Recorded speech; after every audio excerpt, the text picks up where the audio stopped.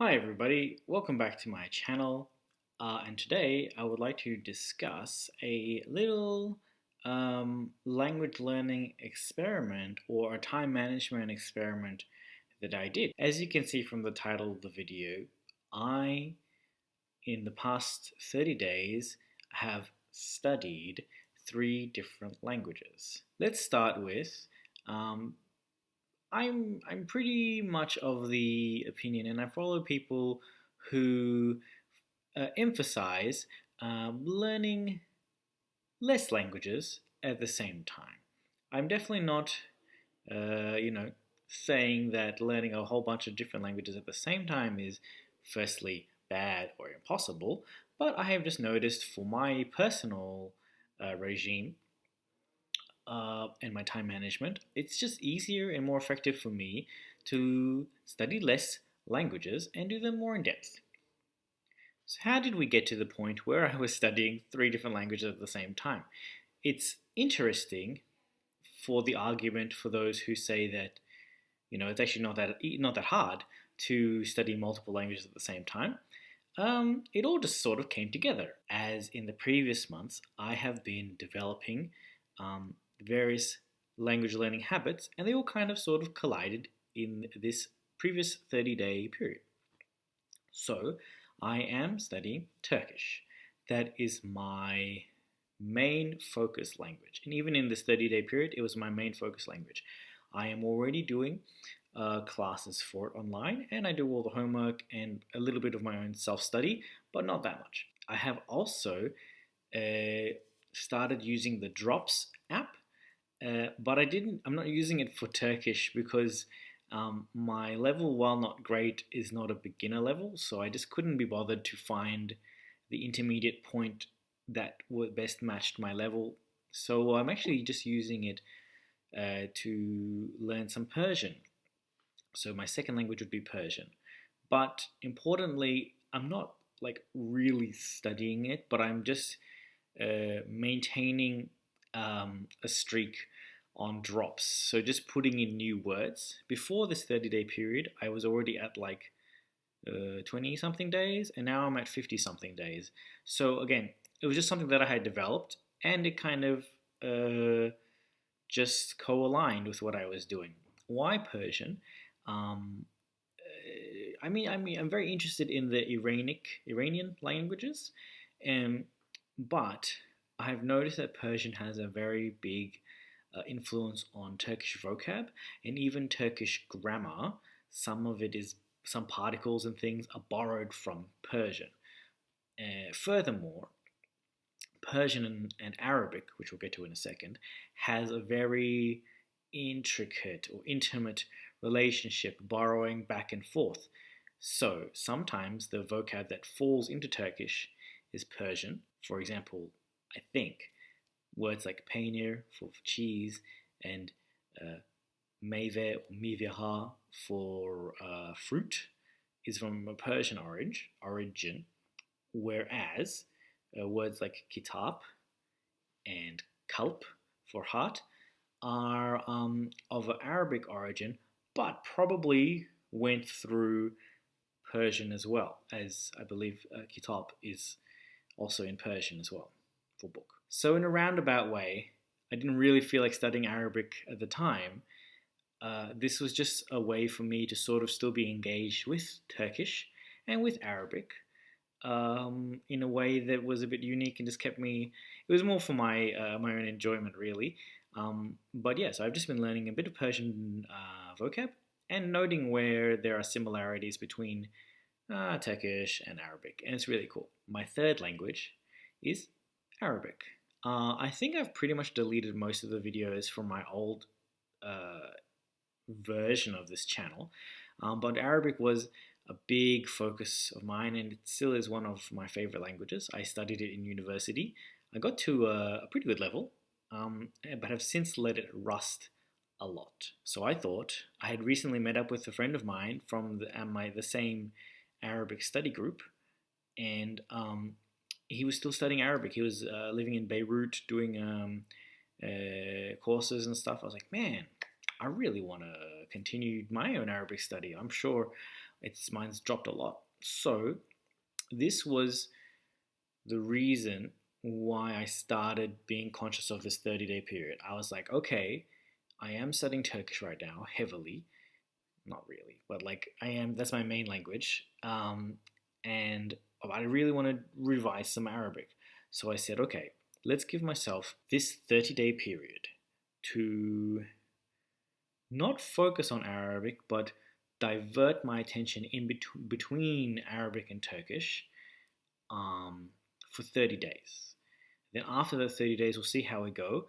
Maybe we can drop Arabic, continue Turkish, and then in another 30 days, pick it up again. So let's talk about actually what I was doing with these languages to study them or just to be involved with them. With Turkish, I was already doing online classes 2 times a week for about 2 hours.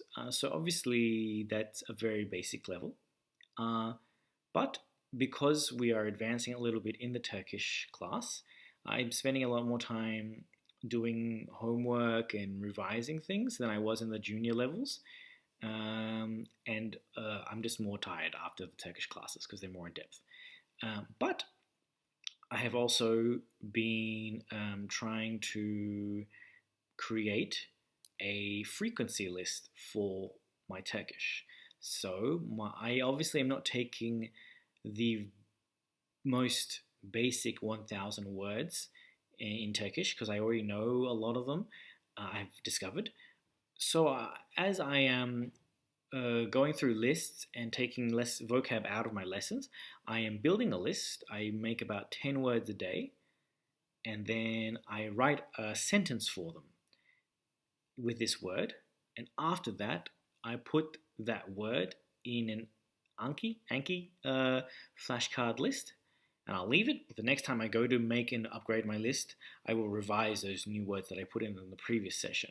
So that finding the words, writing them in a sentence, and revising any necessary Anki vocab took me about anywhere from half an hour to an hour, depending how in depth I wanted to go and how much I was concentrating. So those were the 2 main things I was doing for Turkish. I was mainly focused on this stuff right now. For Arabic, my main issue with Arabic and reigniting it has been, where on earth do I start? Because I'm not at a 0 level anymore, but I can't really remember where I'm up to, and my level has gone down so far that I can't really just pick up exactly where I left off. And that's been a stumbling block multiple times every time I've tried to pick up my Arabic again. So this time I decided, let's just focus on this one thing. I found 36 PDF documents. They are Arabic stories for children. And in the 30 days, I think I read about 5 or 6 of the books. I read them front and back, and I wrote down any words that I didn't know. So the first book was quite easy. I think I did it in one session, just boop. And then I think by the 5th or 6th book, it took me, one page took me a little bit more time. I had to read up some words and write them down. And along the way, any rules that I had forgotten, such as negation and the correct markings for accusative tense, I would then spend a separate session researching that, either watching videos, making my own notes, going back over stuff. So that kept me entertained and occupied for the 30-day period. So the focus was just on absorbing more vocab, and the focus was also not on what dialect or variant of Arabic I was studying. I was focusing just more on reading books, reading children's stuff, which is very much a formal MSA style of Arabic. But my theory now, or rather what I want to do for Arabic now, is just keep increasing my vocab and just keep reading and not getting lost in what accent is the best or what I should be studying, because that's been another stumbling block for me. I find I'm shifting from variant to variant and not really making any progress. So that's why I have done what I've done. lastly, as I've said, Persian has just been a sort of thing that I've been doing on the side, and I kind of don't want to lose my streak on drops. That's really it. So all I have been doing is I have been using the Drops app, which is essentially a vocab building app. Also, because I'm using the free version of the app, I'm really only allowed 5 minutes of use on the app, which you might think is like, what, 5 minutes only? But like, I think it's enough for me to kind of whet my appetite for the Persian language and just make sure that I'm not really going too deep down the rabbit hole and just keep things at a surface level. Sometimes I think if you do every 5 days on drops, you get an extra 5 minutes or something. So some sessions were 6 minutes, 10 minutes sessions.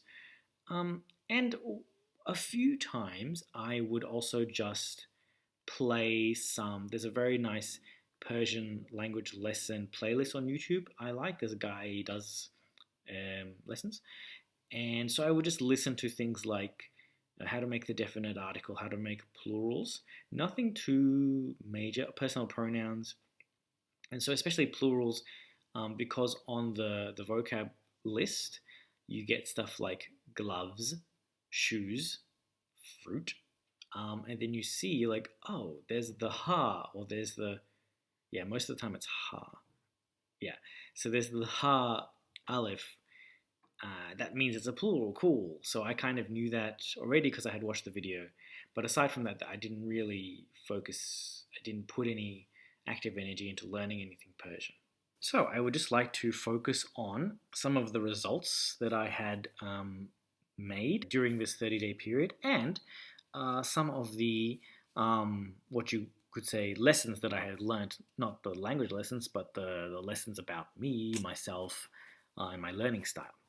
So, suffice to say, I did not study all 3 languages every day of the 30-day period, but I tried to make sure that I did something every day. For example, when I had Turkish class, that would be 2 hours.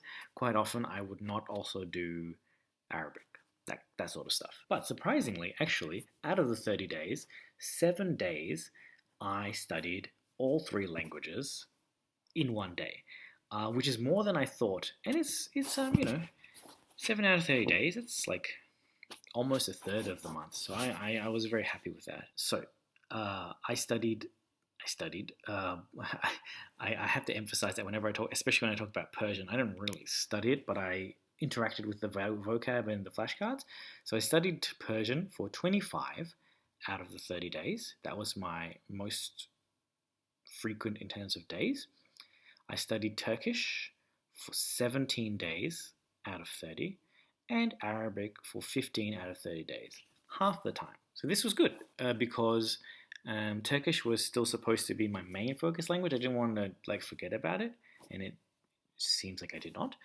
But I also wanted to have a significant amount of time interacting with Arabic, and so half of the days I did, and I'm quite happy and proud with that result.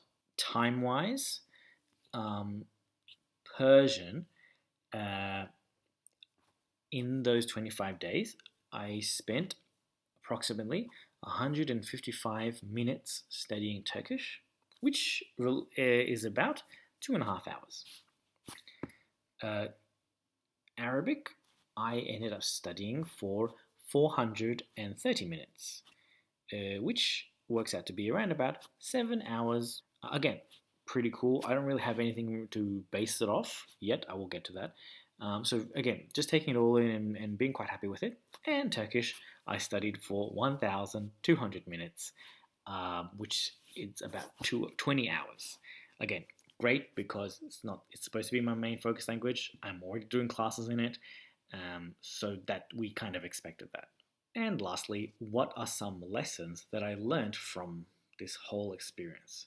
Doing this, and what I did was I made sure I wrote in my diary that I did what I said I was going to do, which is the first time I've really ever done that for a long time, as you can see here. 23rd of April, I did Turkish for 2 hours.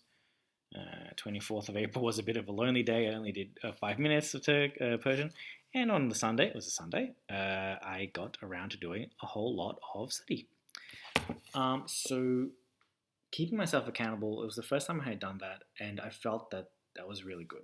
It was definitely not an experience where I was guilt tripping myself by keeping myself accountable. Rather, I thought it was, yeah, it was really good, and it was good to look back on the month and go, oh, I actually did a fair bit, like, more than I expected. What this was really good for me was I sort of can compare it and go, before this 30-day period, I don't think I was really giving that much to my language learning. And after measuring it for about 30 days, I have a sort of point where I'm up to. Um, so I kind of know how much time I'm giving. I don't really like to study and do study or do that kind of work for more than half an hour periods. Like I like to do intensive stuff for about half an hour, maybe take a 10-minute break, maybe come back. So that's why things were done in half-hour blocks most of the time. So that was really good for myself. Secondly, it was good because you see online a lot of people um, are studying for like hours, and it sort of just puts you in the grand scheme of things. If somebody is doing 3 hours of study for one language and you're only doing half an hour a day, you kind of get a better understanding of how much more you need to do to get to that level, and therefore get to their level, right? So for me, I would not be doing 3 hours straight, but if I wanted to, I would have to try to find different points in the day to have like a half an hour, 5 minute break, half an hour, or like do a morning afternoon kind of system. And this came around at about the time that a lot of people were doing the 40-hour-a-week language learning challenge. That sounds insane, but it sounds really, really fun. And I think that would be really, really good to get a very strong base in a language. And I imagine, let's say if you did 40 hours a week for a month consecutively, I would imagine you'd have a very strong base in a language, or you could move quite well from one level to another in a language. However, like I said, this has given me a reality check. If I want to be somebody who can do a 40-hour-a-week challenge, or if I want to be somebody who does hours of language learning a day, this is my level that I'm at now. And this is what I need to do to get to that level. And I think that knowing the level is really important in language learning because it's easy to look at the successful people and say, oh, cool, they did 2 hours of study a day. I can do 2 hours of study a day. Well, can you? Have you proven that yet? Have you done that already? Are you really capable of doing that? So it's good to get yourself in that sort of time management mindset. That was a really big lesson that I can take away from this. Another lesson that I learned was I was a bit disappointed, despite doing 20 hours of Turkish study, with what I will use the word dynamic, how dynamic my Turkish time was. My time spent Turkish, 20 hours. If I look back at it, we might see that maybe half or more is actually spent in an online classroom environment. Like I said, I had planned to do online classes, homework, and my vocab lists. I really wanted to get a really good vocab list happening, and I also wanted to do listening. I wanted to do I wanted to do a whole lot of exposure. Is that the word? Yeah, I wanted to have a whole lot of input as well. But just the way things were running, I didn't really have time. So again, looking back on the time, I will need to, in the future, either create more time or manage it better. However, what I would like to say is, if I wasn't also spending my time between Arabic and Persian, even though it's 5 minutes, I might have been able to have a more dynamic Turkish study program made. So for those of you who are thinking, should I study 4 languages at the same time, or one language a week, one language for every day of the week or something like that, you can do that. But if you are looking to do like multiple things and have a dynamic approach, like do a bit of reading, do a bit of listening, do some vocab stuff, do a bit of more traditional class homework textbooky stuff, that all takes more time. So yeah, the more dynamic and the more techniques that you want to do in each language that you pick, the more time that you will need to um, invest in it. So it's either more time or less languages. More time that you make and allocate, or you just take on less languages. One thing that I noticed was, as you saw, despite having the least amount of time studied, uh, Persian was my most studied language per day. I studied it 25 days out of 30, which is almost 10 days more. It is 10 days more than Arabic and almost 10 days more than Turkish. A few reasons why. I believe that there was, it was more fun. That was it. My mindset was just do it. There's not actually a lot of mental effort in clicking vocab cards and writing them out. And it's only 5 minutes. And it's at a bare beginner level. So all that stuff meant that I feel that my brain interpreted it as most enjoyable as well as least effort needed. So it was easier for me to make time for it. Turkish, which is much harder. I'm in an A2 class and we're at a stage where we're reading text and listening to audio that is very unfamiliar. Like we need to really focus on each of these things. So again, lots of focus potentially means the brain is going to interpret that as not fun. A high amount of mental energy, and you'll have to condition yourself to want to do that more. Likewise with Arabic, I'm in a recovery stage, which is I feel probably the most amount of mental energy because I have to look for, and I'm doing it on my own. I have to look for sources and materials on my own that match my level, which is an undefined level, and I have to go back and study these things. And yes, I can read Persian words, but Arabic sentences, especially without the diacritics, my brain still interprets that as a lot of mental energy to overcome. So there could be something to be said for that. And how would you want to use that positively? I'm not sure. If you feel like you're just bogged down and the only thing that you're doing with your language is like it's boring, that's the only way you can associate things with your language learning, maybe something a little less non-committal. I think that's where gamification can kind of really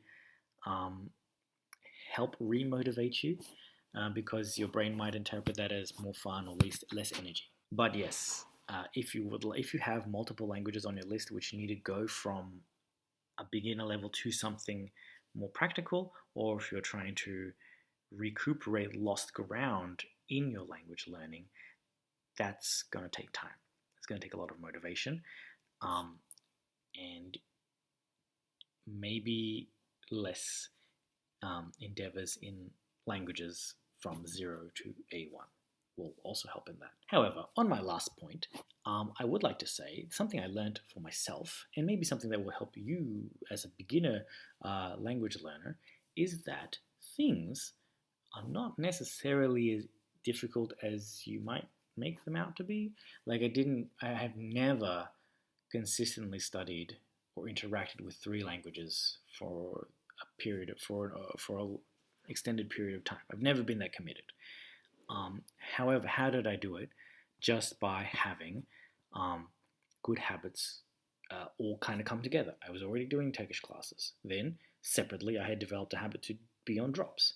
Then, separately, I had developed a habit to wake up in the morning and study Arabic. So, it can be done. You can learn multiple languages. You can learn 4. I could probably, not saying you should, but like if you wanted to, you could definitely make the time to. Or if you wanted to go in depth and find 2 hours in your day to study one language, I believe you could. It's just sort of like a matter of compartmentalizing different things. Like, okay, I want to listen to a bit of a Turkish podcast. I want to read a little bit. I want to make a word list. You can compartmentalize all those things into different activities and build up the good habits for that and eventually have a really, really good, dynamic language learning routine and schedule. It just happens as a buildup of different habits, and it can happen with commitment and doing things. So that's been really positive for me, and I'm hoping that I can continue on, and I have been generally. I haven't lost my streak on Persian, um, and I have been studying Arabic and Turkish. This time I've been doing it um, uh, one language a day, meaning rather than try to do half an hour of Arabic in the morning and half an hour of Arabic of Turkish in the afternoon, it's just try and do 2 sessions for one language a day, which I feel will, again, make me do more varied things and hopefully will be better in the end. Okay, so this has been a really long video. I don't know how much time it's going to be once I've edited it down, but the raw footage is huge.